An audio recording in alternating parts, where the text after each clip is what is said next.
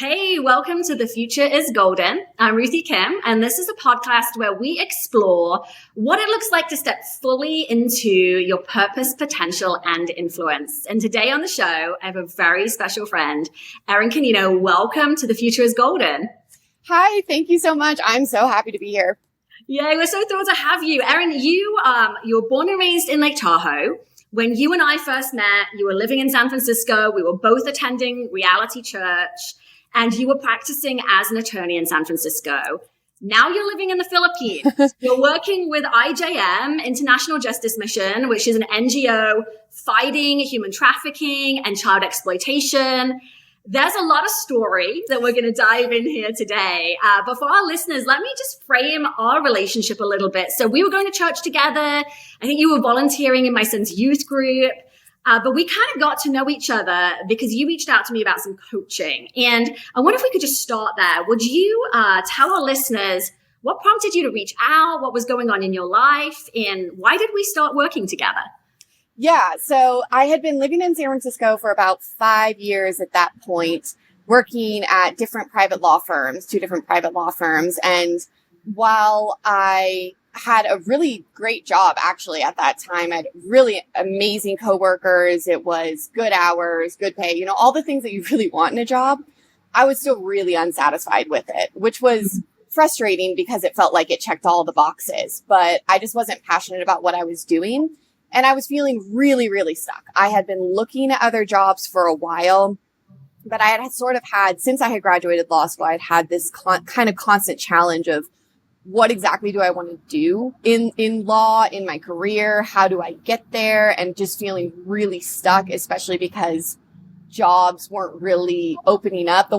Things that I were interested in didn't seem like I was qualified for or had direction. And so I just was feeling like I really needed some direction. So it wasn't that I was in this really difficult place, but I could tell I was not where I wanted to be. So I had reached out for coaching because I wanted to kind of crystallize, where do I want my career to go? What's my vision for that direction? And I had known that Ruthie did coaching because I think I saw it on Instagram. And I was like, it's Ruthie Kim. I want to work with Ruthie. So I was like, yeah, let's do it. Yeah, Erin, I love what you just said there about you weren't in a bad spot, but you weren't where you wanted to be. And I think what you said too about like you had a job, it kind of checked all the boxes, but you still weren't quite satisfied. I'm hearing in there was like kind of a sense for more. And I remember when we first met, you kind of said similarly. It was like, this is great. This is good. And I know there's more for my life. And you and I started working together. And as we were on that journey, I wonder if you could just kind of share maybe what was one of the most surprising things that came up along as we went through that journey, that coaching journey. What I realized during coaching is that I didn't have a clear vision because I hadn't dealt with some of the things from my past, and that ended up inhibiting me from where I wanted to go. That was really surprising because I kind of thought I was going to come in and just talk about career goals and things like that. But instead it was, well, really, who did God create you to be as a person? What are the things that make you you? And then how does that lean into your vision? And I remember in particular, we had one session where we were talking about these different sort of personality type characteristics. And some of them were landing so well with me. Like, yes, you're data driven and you like to analyze and organize. I'm like, yes, that's me. But also there's this other part of you that can dream really big and plan for the future and have this sort of clear forward vision. And I was like, that does not feel like me at all. I didn't identify that in myself. And when we asked the question of, well, why do I not see that as who I am? It made me realize that there were all these things that I hadn't really dealt with. And what it was I lost my mom when, right as I was kind of coming out of law school. She passed away from breast cancer in the beginning of my last year of law school. She had cancer before when I was in high school, but she'd been in remission for like 6 years. And then it came back right actually as I was starting law school. And it was really difficult to realize, during that coaching process that there were so many things about that I hadn't actually grieved and processed because I thought that I had done so much of that. And I had really grieved the loss of her and how my family had changed. So I had actually done a lot of grieving. I didn't feel like I was repressing things or that sort of thing, but I didn't realize that there was more there that I just hadn't totally reached, because it was sort of this sneaky, my life didn't go exactly the way I had planned it to go. So I was, focused on grieving the loss, which is part of the grief journey. But I hadn't realized, oh, well, because of that, I didn't do this thing, or I didn't go in that direction. And I kind of lost this. Well, the world is full of possibilities and I can dream really big. I sort of lost that part of myself through that process. And it was challenging also because I almost felt disappointed in myself. I felt like I've already grieved so much. I shouldn't be struggling with this 7 years later, like obviously when you lose a parent, there's always going to be things that just linger, I think, kind of forever when you lose anyone. But sort of those big things, I was like, I kind of have already dealt with this, and I realized I hadn't. So I kind of had to go back and honestly relearn the process of how do you grieve these things well, so that they don't end up coming out in cynicism about the future and inhibiting, what your vision is. Wow. Erin, you said a lot of really powerful things in there that I think a lot of our listeners could resonate with. I remember being on that journey with you. And as we began to really talk about the vision, it did become evident in our conversation that there was some kind of you were stuck in some way. And I think you named it there, in that this idea that life had not gone the way you thought, and in had crept the cynicism, and dare I say, in had crept the limitation of vision, right? It was you weren't accessing that place of well, what is possible? What could I do? It was more well, I'm kind of stuck and this is what I see. And so it was interesting how that grief process unlocked greater thinking for you, more expansive thinking for you. I wonder if we could just double click on also what you said around kind of the shoulds of grieving.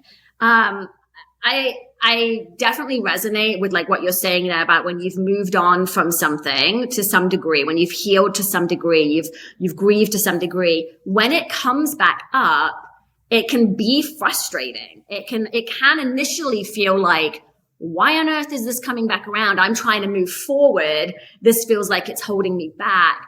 What helped you navigate or maybe show up to that moment so you could move past the shoulds and actually do the work that you needed?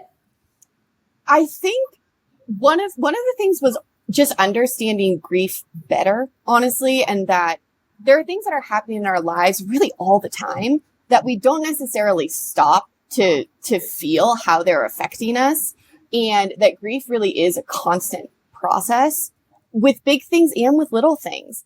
Yeah. And I think I'm much better at grieving now because I'm more intentional about providing space for it. And it's something I think you have to actually be intentional about, because it's not fun. It's not something we want to sit in. But if you don't do it, I think it does. It just gets trapped in you. And then it comes out in these ways you don't expect that really do limit what you believe is possible. It's crazy feeling in some ways on the other side of some of this, how small my world felt. I didn't think that it felt that small. But when I look back now, I'm like, wow, the things that I believed were possible were so limited. And I think so much of that had to do with just not dealing with all this huge big thing that was really difficult happened. And now how does that impact how I think about how things happen in the world? And so that was really impactful.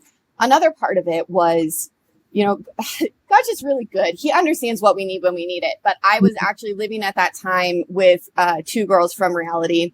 And we, because God knows these things, we were all kind of going through our own totally separate grief journeys. And being together in that and having that openness to talk about where we were and be really honest, not just with God, but with another person in that sort of really safe kind of community, also provided a lot of space. And there wasn't judgment there. That's the other thing. I think sometimes we feel like maybe we'll be judged for talking about the things that we're struggling with. You can feel frustrated, and there's all those things that go along with it. But, having those people that are there with you in it, that was a really, I think, significant part of me sort of learning how to deal with these things, so that it isn't just me sitting in it.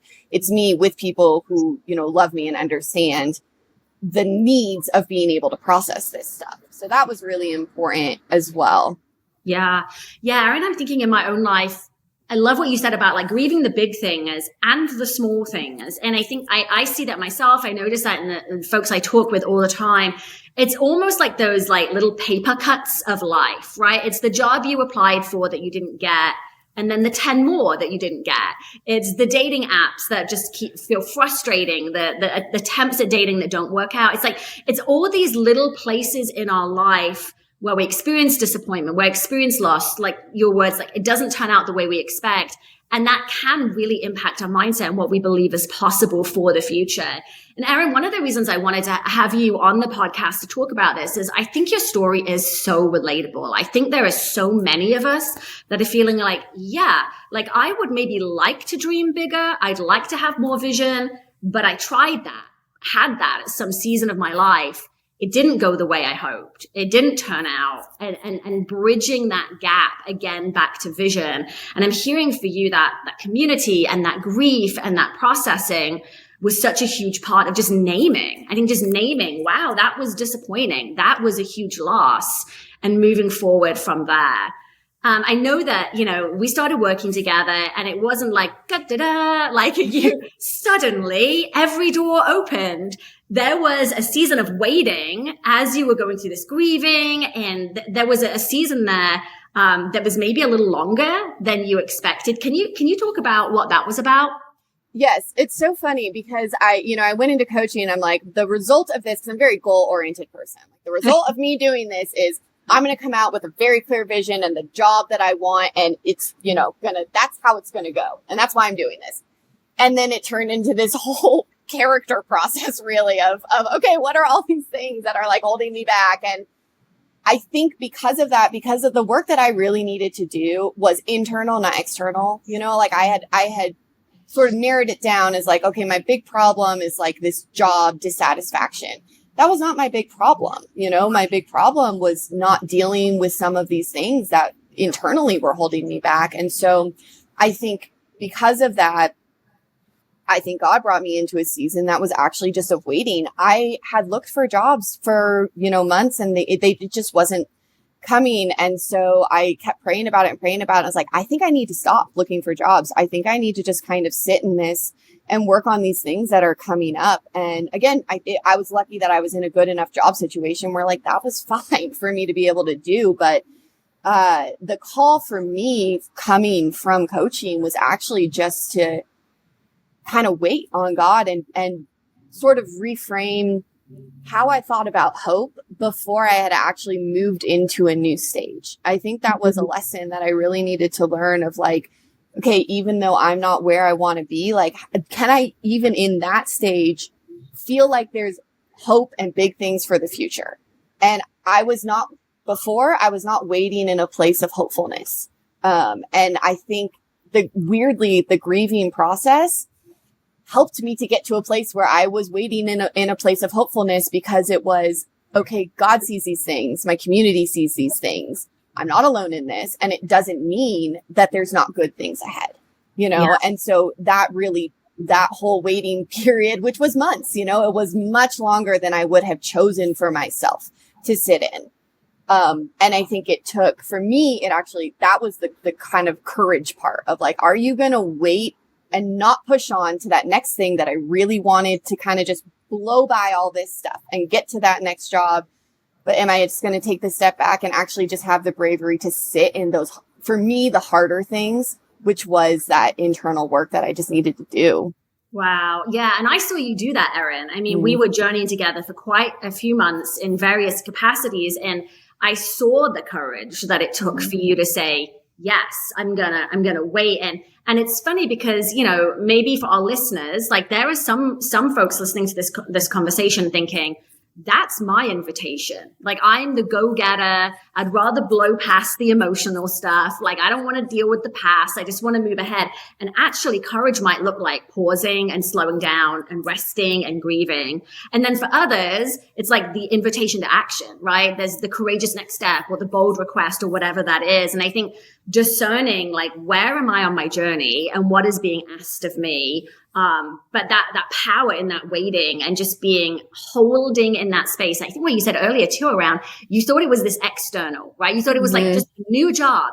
And how many of us go through life like, well, it's going to be a new relationship or a new job or a new church or a new city. And actually what you did was the deeper work of, it's really not about that. It's my mindset. It's my growth. It's my internal world. Well, let's shift here, Erin, because there was a season of waiting. And then now you're in the Philippines and you're doing really incredible work. And I can still remember the group coaching call or cohort where you kind of announced to everyone, hey, everyone, I'm uprooting my life. I've got a church, I've got friends, I've got a really great job here in San Francisco. And I am going to the Philippines to do what is both really incredible and I imagine to be incredibly heartbreaking work. Can you tell us about what kind of brought about that shift and maybe some of the things you've been learning as you've been living over there? Yeah. Wow. So many things. So I'm going to start with this group coaching that we were doing was so inspiring for me. It's one of the things that I think we've talked about is it's very easy to be a cheerleader for other people. For me, especially for other women, I'm so impressed with particularly all the women I know in San Francisco. Everyone is just so smart and driven and has achieved so much. And it's just really fun to be in a group like that. But you can look at everybody and be like, well, you look at who you are and all of the things that you've done. Like, of course you can go start that business or go do that thing. But it's very difficult for us to look at ourselves and think that that's all possible for us. But being in a group where everyone was doing that and we were kind of doing it for each other was really inspiring and helpful. And then I really wasn't looking actively for jobs because I felt like I needed to kind of wait. But I've been wanting to work for International Justice Mission really since law school. If anyone doesn't know, International Justice Mission is an NGO that fights violence against women and children and human trafficking worldwide.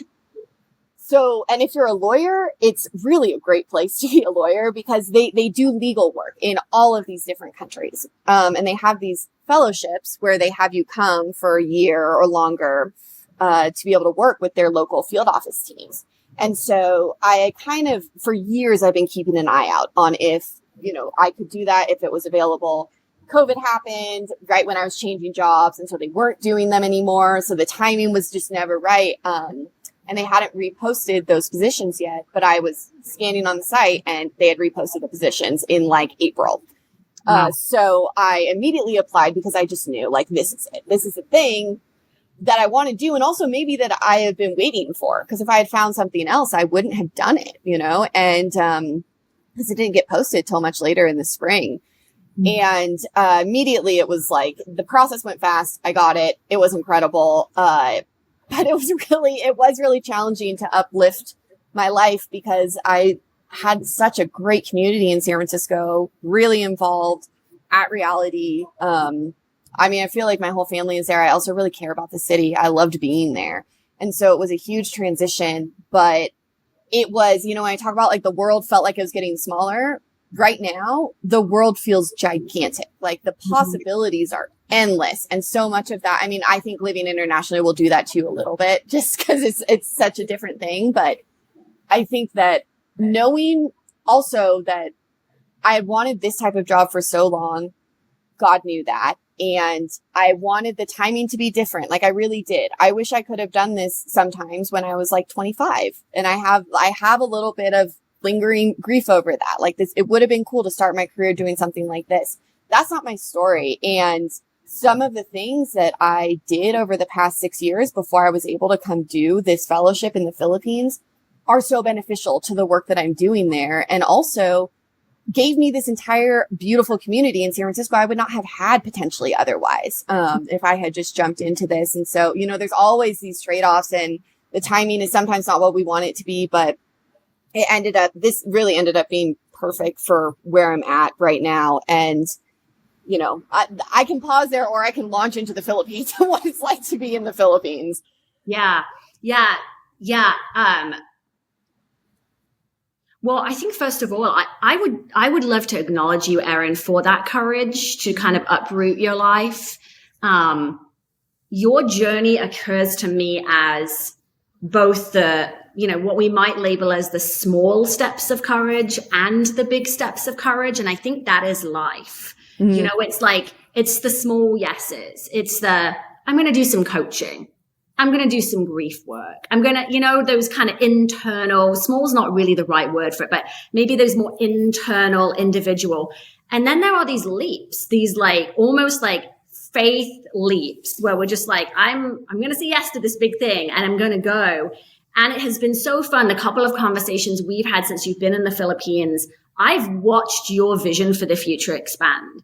I've watched you believe for the impossible. And there was a call I think we were on where a few of us got back together and you came back on and you were and I was like, this girl is preaching. This girl is like, she has experienced that space of being stuck and needing to work through some stuff and needing to wait and then taking this leap and now beginning to see the future in like, wow, there's a lot of possibility there. So I just want to acknowledge you for all the ways you've said yes along the journey.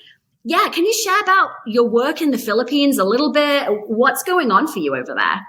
Yeah. And thank you for that. It's definitely been a journey of just learning hope and what is possible.